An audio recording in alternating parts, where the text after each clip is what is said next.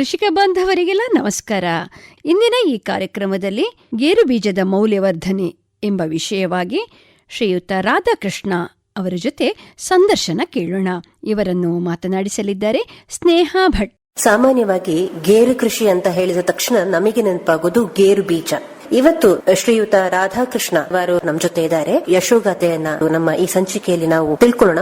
ನಮಸ್ಕಾರ ಸರ್. ನಮಸ್ಕಾರ ಎಲ್ಲರಿಗೂ. ನನ್ನ ಹೆಸರು ರಾಧಾಕೃಷ್ಣ ಅಂತ. ನಾನು ಪುತ್ತೂರಲ್ಲಿ ಮುಕ್ವೆಯಲ್ಲಿ ನರಿಮಗುರು ಅಂತ ಒಂದು ಪ್ಲೇಸ್ ಇದೆ, ಅಲ್ಲಿ ನಮ್ದು ಆಹಾರ ಸಂಸ್ಕರಣಾ ಘಟಕ ಇದೆ. ಸೊ ನಂತರದ ದಿನಗಳಲ್ಲಿ ನಾವು ಸುಮಾರು 2015ರಲ್ಲಿ ಒಂದು 3 ಮಂದಿಯಿಂದ ಆರಂಭಿಸಿದ ಉದ್ಯಮ ಇವಾಗ ಸಾಮಾನ್ಯ ಒಂದು 35 ಮಂದಿಗೆ ನಾವು ಉದ್ಯೋಗವನ್ನು ನೀಡಿದ್ದೇವೆ. ಅದರಲ್ಲಿ ಆಲ್ಮೋಸ್ಟ್ 50% ಮಹಿಳೆಯರು ಮತ್ತೆ 50% ಪುರುಷರಿಗೆ ಒಂದು ಹಳ್ಳಿ ಪ್ರದೇಶದಲ್ಲಿ ನಾವು ಮಾಡಿದ್ವಿ.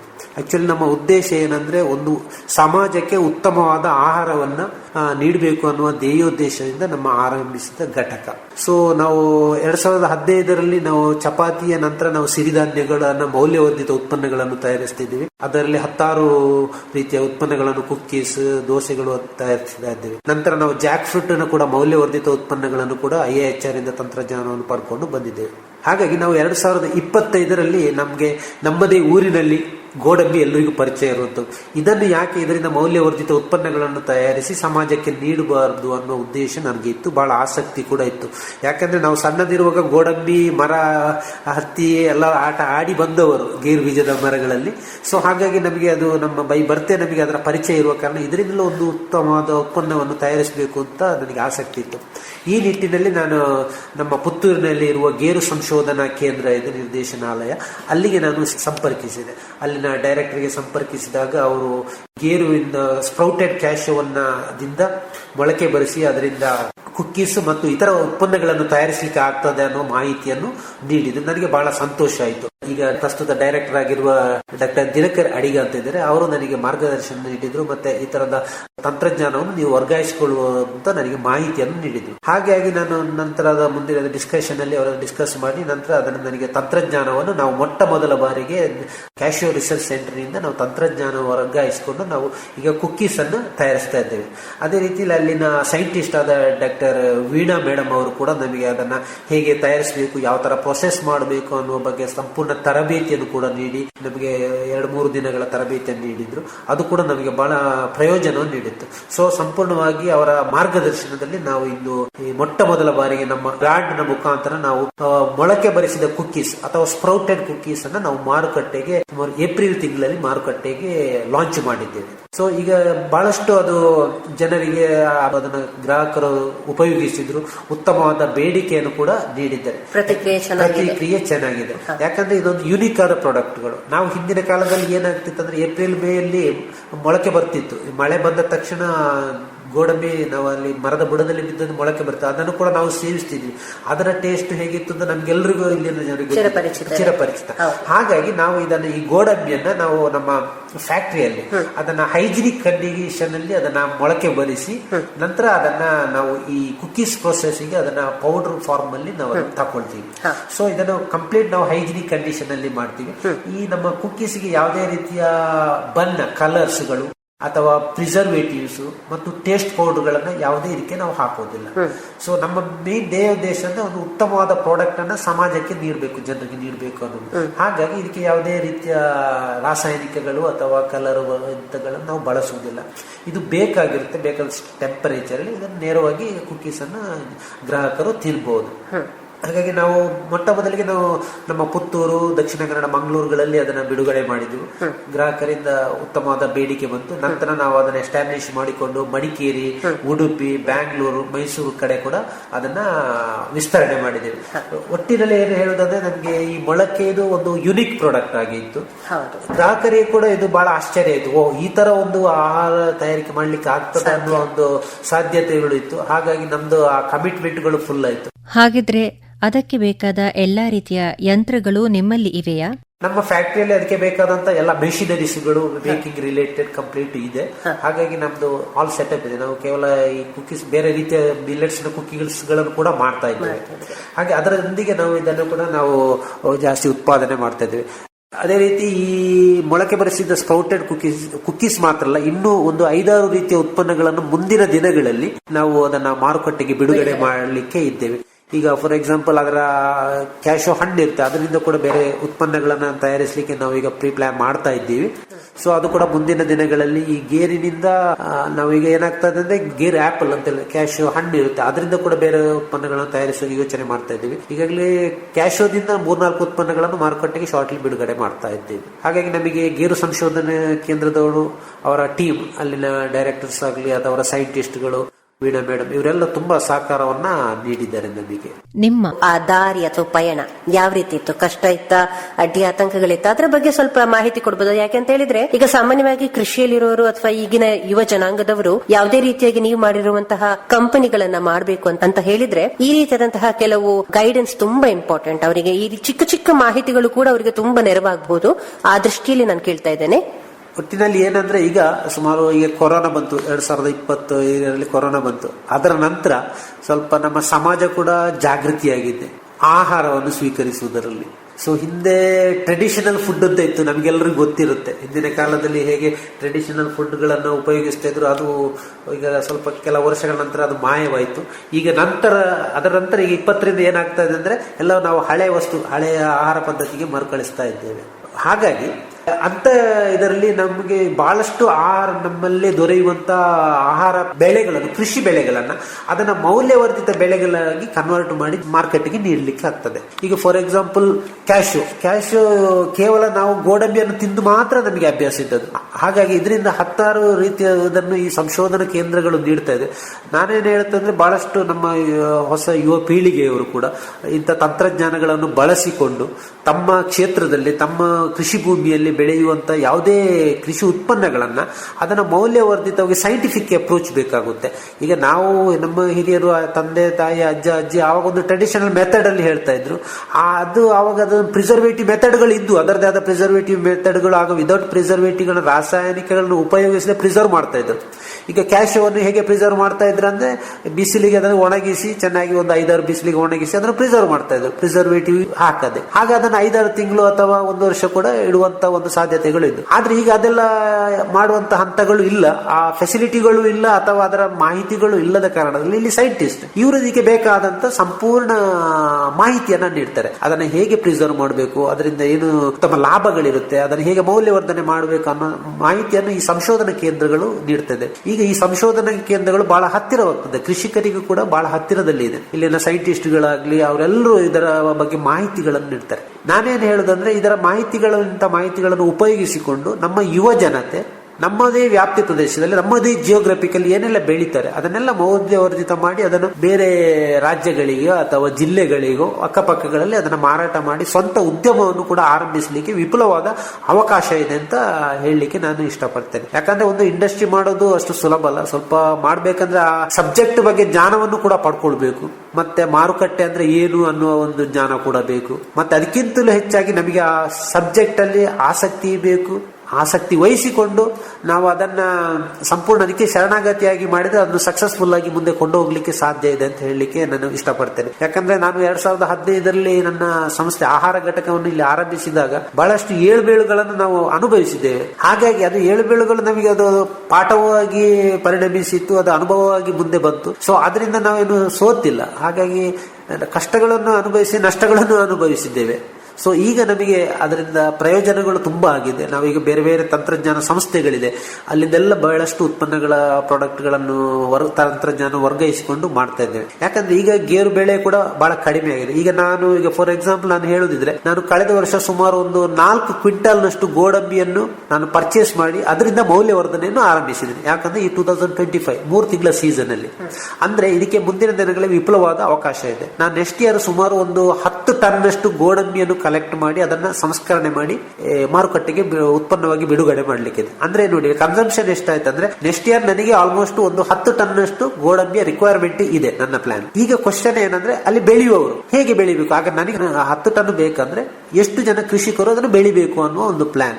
ಇದು ಇಂಪ್ಯಾಕ್ಟ್ ಅಂತ ಹೇಳ್ತೀವಿ.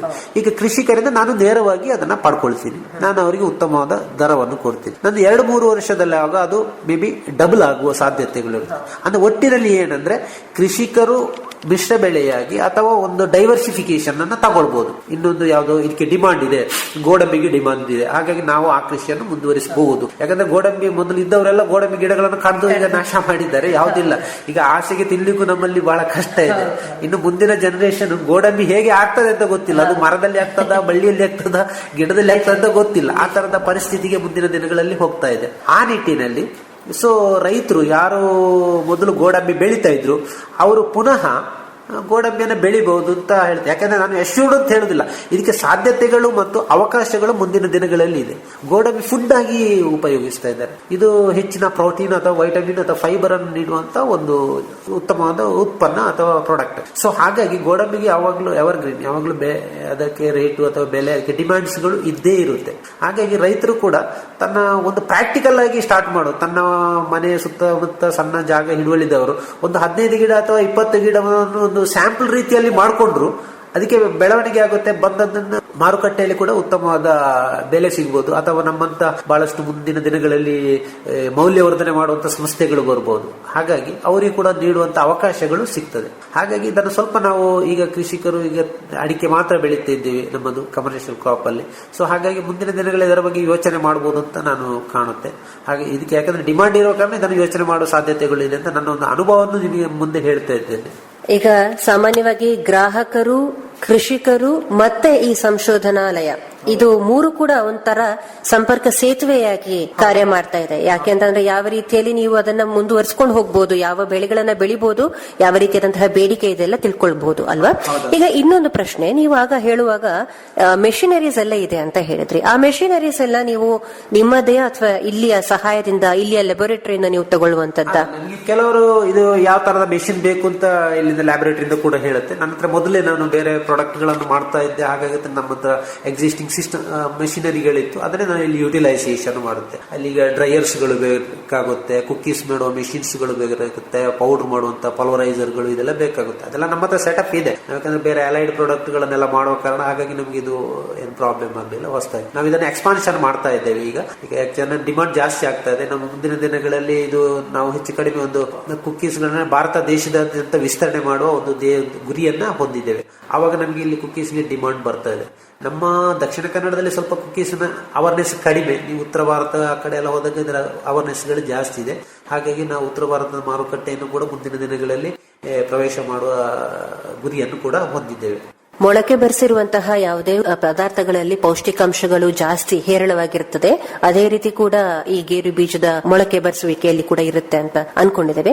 ಈಗ ಸಾಮಾನ್ಯವಾಗಿ ಹೇಳ್ತಾರೆ ಗೇರು ಬೀಜದ ಅಭಾವ ತುಂಬಾ ಇದೆ ಈಗ ಅಂತ. ಇದರ ಬಗ್ಗೆ ತಮ್ಮ ಮಾಹಿತಿ ಅಥವಾ ತಮ್ಮ ಅನಿಸಿಕೆ ಏನು? ಅದೇ ಗೇರು ಬೀಜದ ಅಭಾವ ಇದೆ ಮೇಡಮ್. ನಾನು ಆಗ ಹಿಂದೆ ಹೇಳಿದಾಗೆ ಹಿಂದೆ ಗೇರು ಬೀಜಗಳನ್ನು ಬೆಳೀತಾ ಇದ್ರು ಜಾಸ್ತಿ ನಮ್ಮ ದಕ್ಷಿಣ ಕನ್ನಡ ಅಥವಾ ಕಾರ್ಕಳ ಈ ಬೆಲ್ಟ್ಗಳಲ್ಲಿ. ಈಗ ಬೇರೆ ಕೃಷಿಗೆ ಮಾರ್ಪಾಟಾಗಿದೆ. ಯಾಕಂದ್ರೆ ಬಹಳ ಸುಲಭವಾಗಿ ಬೆಳೆಯುವಂತ ಮತ್ತು ಅಧಿಕ ಲಾಭವನ್ನು ಕೊಡುವಂತ ಶಾರ್ಟ್ ಟರ್ಮ್ ಈ ತರ ಏನಾಯ್ತು. ಇನ್ನೊಂದು ಅದಕ್ಕೆ ಮ್ಯಾನ್ ಪವರ್ಗಳು ಸಿಗ್ತಾ ಇರಲಿಲ್ಲ. ಯಾಕಂದ್ರೆ ಗೋಡಂಬಿ ಕಾಡ ಪ್ರದೇಶ, ಗುಡ್ಡ ಪ್ರದೇಶದಲ್ಲಿ ಬೆಳೆಯುವಾಗ ಅಲ್ಲಿ ಅದನ್ನ ಹಣ್ಣನ್ನು ಬಿದ್ದು ಕಲೆಕ್ಟ್ ಮಾಡೋದು, ಅಲ್ಲಿ ಟ್ರಾವೆಲ್ ಮಾಡೋದು, ಮತ್ತೆ ಅಲ್ಲಿ ಕಸಗಳು ಗಿಡಗಳು ಬರೋದು, ಇದೆಲ್ಲ ದೊಡ್ಡ ಸ್ವಲ್ಪ ಚಾಲೆಂಜ್ ವರ್ಕ್. ಹಾಗಾಗಿ ಹಿಂದಿನ ದಿನಗಳಲ್ಲಿ ಬೇಕಾದಷ್ಟು ಅದಕ್ಕೆ ಲೇಬರ್ಗಳು ಸಿಗ್ತಾ ಇದ್ರು, ದುಡಿಯುವ ಆ ಮನೆಯವರು ಅಥವಾ ಕೃಷಿಕರು ಸ್ವಂತ ಅದನ್ನ ದುಡಿತಾ ಇದ್ರು. ಈಗ ಏನಾಗಿದೆ ಅಂದ್ರೆ ಆತರ ಸ್ವಂತ ದುಡಿಲಿಕ್ಕೆ ಆಗುದಿಲ್ಲ. ಅಲ್ಲಿ ಇದ್ದವರಿಗೆ, ಯಾರು ಭೂಮಿ ಹಿಡುವಳಿದಾರರಿಗೆ ಅಥವಾ ಕೃಷಿಕನಿಗೆ ದುಡಿಯುವಂತ ಇದು ಇರೋದು, ಅವನು ಬೇರೆ ಆಸಕ್ತಿಯೂ ಇರೋದಿಲ್ಲ. ಅವನಿಗೆ ಮಾಡ್ಬೇಕು ಅಂತ ಇರುತ್ತೆ. ಅಲ್ಲಿ ಬೇರೆ ಮ್ಯಾನ್ ಪವರ್ ಅನ್ನ ಅವನು ಡಿಪೆಂಡ್ ಮಾಡಬೇಕು. ಆ ಮ್ಯಾನ್ ಪವರ್ ಇಂದ ಅವರು ಈ ಕೃಷಿಯನ್ನು ಮಾಡಿದಾಗ ಅವನಿಗೆ ಒಟ್ಟು ದೊರಕುವ ಆದಾಯಗಳು ಕೂಡ ಅಷ್ಟು ಪರಿಪೂರ್ಣವಾಗಿ ಇರುವುದಿಲ್ಲ, ಲಾಭದಾಯಕವಾಗಿರುವ. ಹಾಗಾಗಿ ಏನ್ ಮಾಡಿದ್ದಾರೆ ರೈತರೆಲ್ಲ ಆ ಕ್ಯಾಶೋದಿಂದ ಡೈವರ್ಟ್ ಮಾಡಿದ್ದಾರೆ. ಈಗ ನಾವು ಎಲ್ಲ ಸಣ್ಣದಿರುವಾಗ ಕ್ಯಾಶೋಗೆಲ್ಲ 20 ರೂಪಾಯಿ 15-20 ರೂಪಾಯಿ ನನ್ನ ನೆನಪಿನ ಶಕ್ತಿಯಲ್ಲಿ. ಇವಾಗ 150 ರೂಪಾಯಿ 180 ರೂಪಾಯಿವರೆಗೆ ಕ್ಯಾಶೋದ ರೇಟ್ ಹೋಗಿದೆ. ಆದ್ರೂ ಸ್ಕ್ಯಾರ್ಸಿಟಿ ಇದೆ. ಈಗ ಭಾರತ ದೇಶದಲ್ಲಿ ಈಗ ಹೆಚ್ಚಾಗಿ ವಿದೇಶಗಳಿಂದ ಇಂಪೋರ್ಟ್ ಮಾಡ್ಕೊಳ್ಳಿ, ಆಫ್ರಿಕಾ ಇಲ್ಲಿಂದ ಗೋಡಂಬಿಗಳನ್ನು ಇಂಪೋರ್ಟ್ ಮಾಡಿಕೊಂಡು ಇಲ್ಲಿ ಅದನ್ನ ಬೇರೆ ಬೇರೆ ವ್ಯಾಲ್ಯೂಡ್ ಪ್ರಾಡಕ್ಟ್ಗಳು ಅಥವಾ ಗೇರು ಬೀಜಗಳನ್ನು ತಯಾರಿಸ್ತಾ ಇದ್ದಾರೆ. ಆದ್ರೆ ನಮ್ಮದೇ ಇದೆ, ನಮ್ಮಲ್ಲಿ ಬೇಕಾದಷ್ಟು ಬರಡು ಭೂಮಿಗಳಿದೆ. ನಮ್ಮ ಕೃಷಿ ಭೂಮಿಯಲ್ಲಿ ಬರಡು ಭೂಮಿಗಳು, ಇದಕ್ಕೆ ಹೆಚ್ಚಿನ ನೀರಿನ ಅವಶ್ಯಕತೆಗಳು ಕೂಡ ಇರುವುದಿಲ್ಲ. ಅಂತ ಬರಡು ಭೂಮಿಗಳನ್ನು ನಾವು ಕಾಡುಗಳನ್ನು ಉಪಯೋಗಿಸಿಕೊಂಡಾಗ ಮುಂದಿನ ದಿನಗಳಲ್ಲಿ ಇದಕ್ಕೆ ಬೇಡಿಕೆ ಜಾಸ್ತಿ ಬರುತ್ತೆ ಗುಡ್ಡ ಪ್ರದೇಶಗಳಲ್ಲಿ. ಈಗ ಏನಾಗಿದೆ ಅಂದ್ರೆ ನಮ್ಮ ದಕ್ಷಿಣ ಕನ್ನಡ, ಈ ನಮ್ಮ ಕೇರಳ ಅಥವಾ ಗೋವಾ ಈ ಕೋಸ್ಟಲ್ ಬೆಲ್ಟ್ಗಳಲ್ಲಿ ಗೋಡಂಬಿ ಹೆಚ್ಚು ಬೆಳೆಯುವುದನ್ನು ಬಿಟ್ಟು ಈಗ ನಾರ್ತ್ ಕರ್ನಾಟಕ ರೀಜನ್ ಅಲ್ಲಿ ಕೂಡ ಕ್ಯಾಶೋವನ್ನು ಬೆಳೀತಾ ಇದ್ದಾರೆ. ಎಸ್ಪೆಷಲಿ ಗದಗ್, ಹೊಸಪೇಟೆ ಈ ಬೆಲ್ಟ್ಗಳಲ್ಲಿ, ಈ ಜಿಲ್ಲೆಗಳಲ್ಲಿ ಕ್ಯಾಶುವನ್ನು ಎಕರೆಗಟ್ಟೆಯಲ್ಲಿ 10 ಎಕರೆ 20 ಎಕರೆಯಲ್ಲಿ ಬೆಳೆಯುವಂತ ರೈತರುಗಳು ಈಗ ಆರಂಭವಾಗಿದ್ದಾರೆ. ನೀರಿನ ಅಭಾವ ಇದೆ ಅಲ್ಲಿ, ಮತ್ತೆ ಅಲ್ಲಿ ಬೆಳವಣಿಗೆ ಚೆನ್ನಾಗಿ ಬರುತ್ತೆ, ಅಲ್ಲಿ ಮ್ಯಾನ್ ಪವರ್ಗಳು ಕೂಡ ಬೇಕಾದಷ್ಟು ಇದೆ. ಸೊ ಹಾಗಾಗಿ ಆ ತರದ ನಾರ್ತ್ ಕರ್ನಾಟಕದಲ್ಲಿ ಇದನ್ನು ಬೆಳೀತಾರೆ ಅಂದ್ರೆ ಇದು ಒಳ್ಳೆ ಒಂದು ಸೈನ್ ಕಾಣುತ್ತೆ. ಯಾಕಂದ್ರೆ ಮುಂದೆ ಹೆಚ್ಚು ಬೆಳೆಗಳು ಅಥವಾ ಕ್ರಾಪ್ಸ್ ಗಳು ಬರುತ್ತೆ, ಅದೊಂದು ಗುಡ್ ಸೈನ್. ಯಾಕಂದ್ರೆ ಅಲ್ಲಿ ಬೇರೆ ರೀತಿಯ ಬೆಳೆಗಳು ಬೆಳೆಯಲಿಕ್ಕಾಗೋದನ್ನ ಡೈವರ್ಸಿಫೈಡ್ ಮಾಡ್ತದೆ, ಅದೊಂದು ಪಾಸಿಟಿವ್ ಅಂತ ಕಾಣ್ತಾ ಇದೆ. ಹಾಗಾಗಿ ನಮ್ಮಲ್ಲಿ ದಕ್ಷಿಣ ಕನ್ನಡದಲ್ಲಿ ಇನ್ನು ಖಾಲಿ ಭೂಮಿಗಳು ಬಹಳಷ್ಟು ಇರ್ಬೋದು, ಗುಡ್ಡಗಾಡುಗಳು, ಅಲ್ಲಿ ಕೂಡ ಇದನ್ನು ಬೆಳೆದ್ರೆ ಕೃಷಿ ಆಗುತ್ತೆ. ಇನ್ನು ಮಿಶ್ರ ಬೆಳೆಗಳು ಯಾವಾಗಲೂ ಬೇಕಾಗುತ್ತೆ, ಒಂದೇ ಬೆಳೆಯನ್ನು ನಾವು ಡಿಪೆಂಡ್ ಮಾಡಿಕೊಂಡಿದ್ದಾಗ ಕಷ್ಟ ಆಗುತ್ತೆ. ಹಾಗಾಗಿ ನಾವು ಇದನ್ನು ಹೆಚ್ಚು ಜನರು ಮುಂದಿನ ದಿನಗಳಲ್ಲಿ ಬೆಳಿಬಹುದು ಅಂತ ನನ್ನ ಒಂದು ಅನಿಸಿಕೆ. ಯಾಕಂದ್ರೆ ಗೋಡಂಬಿಗೆ ಮುಂದಿನ ದಿನಗಳಲ್ಲಿ ಡಿಮಾಂಡ್ ಇದೆ. ಬಹುಶಃ ಉಪಯೋಗ ಆಗದೇ ಇರುವಂತಹ ಭೂಮಿಯನ್ನ, ಗುಡ್ಡಗಾಡು ಪ್ರದೇಶಗಳನ್ನ ಇಲ್ಲಿಯ ಸ್ಥಳೀಯ ಕೃಷಿಕರು ಈ ರೀತಿಯಾದಂತಹ ಗೇರು ಬೀಜದ ಬೆಳವಣಿಗೆ ಅಥವಾ ಕೃಷಿಯನ್ನ ಮಾಡಿಕೊಂಡು ಅದರಲ್ಲಿ ಒಂದು ಉತ್ತಮವಾದಂತಹ ಫಲಿತಾಂಶವನ್ನು ತಗೊಳ್ಳಿಕ್ಕೆ ಸಾಧ್ಯ. ಯಾಕೆಂತಂದ್ರೆ ಗೇರು ಬೀಜಕ್ಕೆ ಈಗ ಡಿಮಾಂಡ್ ಇದೆ, ಪ್ಲಸ್ ಅದರ ಅಭಾವ ಕೂಡ ಇದೆ ಅಲ್ವಾ. ಅದನ್ನ ನಿಮ್ಮಂತಹವರು ಬಹುಶಃ ಅದರ ತಗೊಳ್ಳಿಕ್ಕೆ, ಖರೀದಿ ಮಾಡ್ಲಿಕ್ಕೆ ಯಾರಾದ್ರೂ ರೆಡಿ ಇದ್ದಾರೆ? ಡೆಫಿನೆಟ್ಲಿ ಖರೀದಿ ಆಗುತ್ತೆ. ಯಾಕಂದ್ರೆ ನಮಗೆ ಬೇಕಾಗುತ್ತೆ. ಈಗ ನಾವೀಗ ಆರಂಭದಲ್ಲಿ ಹಂತದಲ್ಲಿ ಇದ್ದೇವೆ, ಮುಂದಿನ ದಿನಗಳಿಗೂ ನಮ್ಮ ಪ್ರಿಡಿಕ್ಷನ್ಸ್, ನಮ್ಮ ಪ್ರೊಜೆಕ್ಷನ್ಸ್ ಹೋಗ್ತಾ ಇದೆ, ದೊಡ್ಡದಾಗಿದೆ. ಆದ್ರೆ ಈಗ ಎಕ್ಸಿಸ್ಟಿಂಗ್ ಯೂನಿಟ್ಗಳು ಎಷ್ಟೋ ಗೋಡಂಬಿ ಯೂನಿಟ್ಗಳು ಇದೆಯಲ್ಲ ಪ್ರೊಸೆಸ್ ಮಾಡಿ, ಅವರಿಗೆ ಈಗ ಸಾಕಾಗೋದಿಲ್ಲ ಅನ್ನೋ ನನ್ನೊಂದು ಅಭಿಪ್ರಾಯ ಕಾಣ್ತಾ ಇದೆ. ಹಾಗಾಗಿ ಮುಂದಿನ ರೇಟ್ ಕೂಡ ಅದು ಜಾಸ್ತಿ ಆಗ್ಬೋದು. ಈಗ 100-150 ಇರೋದು 200 ಆಗ್ಬೋದು, 300 ಆಗ್ಬೋದು, 400 ಆಗ್ಬೋದು, ಗೊತ್ತಿಲ್ಲ. ಮಾರ್ಕೆಟ್ ನಮಗೆ ಪ್ರಿಡಿಕ್ಟ್ ಮಾಡೋಕ್ಕಾಗಲ್ಲ ಯಾವ ರೇಟಿಗೆ ಹೋಗುತ್ತೆ ಅಂತ. ಈಗ ಅಡಿಕೆ ಹಿಂದಿನ ಕಾಲದಲ್ಲಿ ಬಹಳ 50-100 ರೂಪಾಯಿ ಇದ್ದದ್ದು ಈಗ 450-500 ರೂಪಾಯಿ ರೀಚ್ ಆಯ್ತಲ್ಲ. ಮುಂದಿನ ದಿನದಲ್ಲಿ ಇದಕ್ಕೂ ಕೂಡ ಡಿಮಾಂಡ್. ಇದರಲ್ಲಿ ಏನಂದ್ರೆ ಇದು ಕನ್ಸ್ಯೂಮ್ ಆಗುತ್ತೆ. ಎಲ್ರಿಗೂ ಗೋಡಂಬಿ ಬೇಡ ಅನ್ನೋರು ಯಾರು ಇಲ್ಲ. ಈಗ ಎಲ್ಲರೂ ಹೆಚ್ಚಿನ ಆರೋಗ್ಯದ ಬಗ್ಗೆ ಕಾಳಜಿ ಇದೆ. ಯಾವ್ದ್ರಲ್ಲಿ ಪ್ರೋಟೀನ್ ಸಿಗುತ್ತೆ, ಯಾವ್ದ್ರಲ್ಲಿ ವೈಟಮಿನ್ ಸಿಗುತ್ತೆ, ಯಾವ್ದ್ರಲ್ಲಿ ಫೈಬರ್ ಸಿಗುತ್ತೆ ಅಂತ ಹುಡುಕ್ತಾ ಇದ್ದಾರೆ. ಇಮ್ಯುನಿಟಿ ಸಿಸ್ಟಮ್ ಇಂಪ್ರೂವ್ ಮಾಡ್ಕೊಳ್ತದೆ. ಹಾಗಾಗಿ ಅಂತದ್ರಲ್ಲಿ ಇದು ಕೂಡ ಒಂದು ಉತ್ತಮವಾದ ಸ್ಥಾನದಲ್ಲಿ ಗೋಡಂಬಿ ಕೂಡ ನಿಂತಿದೆಲ್ಲ. ಹಾಗಾಗಿ ಈಗ ನಮ್ಮ ಇಲ್ಲಿನ ಕ್ಯಾಶು ರಿಸರ್ಚ್ ಸೆಂಟರ್ ಬಹಳಷ್ಟು ಮಾಹಿತಿಗಳನ್ನು ಕೊಡ್ತಾರೆ. ಈಗ ಸುಮಾರು 1 ವರ್ಷದಿಂದ ನೋಡ್ತಾರೆ, ಬಹಳ ಜಾಗೃತಿಯನ್ನು ಮೂಡಿಸ್ತಾ ಇದ್ದಾರೆ, ಅಥವಾ ರೈತರಿಗೆ ಅದರ ಮಾಹಿತಿಗಳನ್ನು ತಲುಪಿಸ್ತಾ ಇದ್ದಾರೆ. ಬಹಳ ಕಡೆ ಎಕ್ಸಿಬಿಟ್ ಮಾಡ್ತಾ ಇದ್ದಾರೆ. ಮತ್ತೆ ಹೊಸ ಹೊಸ ತಳಿಗಳನ್ನ ಕೂಡ ಇವರು ಸಂಶೋಧನೆ ಮಾಡಿ ಹೆಚ್ಚು ಈಲ್ಡ್ ಬರುವಂತ ತಳಿಗಳಿದೆ, ಗುಣಮಟ್ಟ, ಆ ಕ್ವಾಲಿಟಿಯ ಗೋಡಂಬಿಯ ಕ್ವಾಲಿಟಿ ಬರುವಂತದ್ದು ತಳಿಗಳನ್ನೆಲ್ಲ ಬಹಳ ಸಂಶೋಧನೆ ಮಾಡಿ ಅದರ ಮಾರುಕಟ್ಟೆಗೆ ಬಿಡುಗಡೆ ಮಾಡಿದ್ದಾರೆ ಅಂತ ಕಾಣುತ್ತೆ. ಸೊ ಹಾಗಾಗಿ ಈ ಇನ್ಸ್ಟಿಟ್ಯೂಷನ್ ಸಪೋರ್ಟ್ ನನಗಂತೂ ಬಹಳ ಚೆನ್ನಾಗಿ, ಕ್ಯಾಶು ರಿಸರ್ಚ್ ಇಲ್ಲಿನ ಡೈರೆಕ್ಟರ್ ಅಥವಾ ಅವರ ಎಂಟೈರ್ ಟೀಮ್ ನನಗೆ ಈ ಕುಕೀಸ್ ಮೊಳಕೆ ಕ್ಯಾಶುವನ್ನು ಮೊಳಕೆ ಬರಿಸಿ ಅದರಿಂದ ಕುಕೀಸ್ ತಯಾರು ಮಾಡೋ ತಂತ್ರಜ್ಞಾನವನ್ನು ನನಗೆ ಟೆಕ್ನಾಲಜಿ ಕೊಡುವಾಗ ನನಗೆ ಬಹಳ ಚೆನ್ನಾಗಿ ಅವರು ಎಕ್ಸ್ಪ್ಲನೇಷನ್ ಮಾಡಿದ್ದಾರೆ. ಎಲ್ಲ ಸಂಪೂರ್ಣವಾದ ಮಾಹಿತಿಯನ್ನು ಕೊಟ್ಟು ನಮಗೆ ಸಪೋರ್ಟ್ ಆಗಿ ಮಾಡಿದ್ದಾರೆ. ಈಗ ಅವರು ಸಪೋರ್ಟ್ ಕೊಟ್ಟಿದ್ದಾರೆ, ಈ ತರ ಇದೆ ಅಂತ. ಅದನ್ನು ಮಾಡಿಕೊಂಡು ಹೋಗುದು ನಮ್ಮ ಕರ್ತವ್ಯ, ನಮ್ಮ ಕೆಲಸ. ಅದು ಸಂಶೋಧನಾ ಕೇಂದ್ರದವರು ಕೊಟ್ಟಿದ್ದಾರೆ ನಮಗೆ ಅಂತ ಹೇಳಿ ನಾವು ಮಾತಾಡದೆ ಕೊಟ್ಟಿದ್ದಾರೆ, ಅವರು ಮಾರ್ಕೆಟ್ ಮಾಡಲಿಕ್ಕೆ ಹೋಗೋದಿಲ್ಲ. ಅವರು ತಂತ್ರಜ್ಞಾನವನ್ನು ವರ್ಗಾಯಿಸಿದ್ದಾರೆ ನಮಗೆ. ಹೀಗೆ ಮೆಥಡಾಲಜಿಕಲ್ ಸೈಂಟಿಫಿಕ್ ಅಪ್ರೋಚ್ ನೀವು ಮಾಡಿದ್ದ, ಅದನ್ನು ಮಾಡುವವರು ನಾವು ಯುವಕರು. ನಾವು ಅದನ್ನು ಆಸಕ್ತಿ ವಹಿಸಿ ಇದನ್ನ ಜನಗಳಿಗೆ ರೀಚ್ ಮಾಡಬೇಕು. ನೋಡಿ, ಇದು ಪ್ರೂವನ್ ಪ್ರಾಡಕ್ಟ್, ಇದು ರಿಸರ್ಚ್ಡ್ ಪ್ರಾಡಕ್ಟ್. ಈ ತರ ನಾವು ಗ್ರಾಹಕರಿಗೆ ಅದನ್ನು ತಲುಪಿಸುವ ಕೆಲಸ ನಮ್ಮಲ್ಲಿದೆ. ಅದು ನಮ್ಮ ಉದ್ಯಮವೂ ಆಗ್ಬೇಕು, ಉದ್ಯೋಗವೂ ಆಗ್ಬೇಕು ಅಂತ, ಮತ್ತು ಸಮಾಜಮುಖಿಯಾಗಿ ನಾವು ಹೋಗ್ಬೇಕು. ಹಾಗಿದ್ರೆ ಮಾತ್ರ ಅದನ್ನು ಮುಂದೆ ತಗೊಂಡೋಗ್ಲಿಕ್ಕೆ ಸುಲಭ.